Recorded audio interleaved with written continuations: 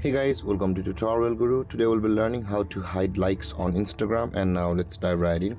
Now to hide likes on Instagram, first open up your Instagram app, and before we proceed guys, do make sure to subscribe to my channel because it gives me a lot of support and motivation, and thanks for that guys. And at the bottom right corner of the screen on this interface, there is your profile picture icon in a circle. Tap on that, and again on this interface at the top right corner of the screen you can see the three-lined icon.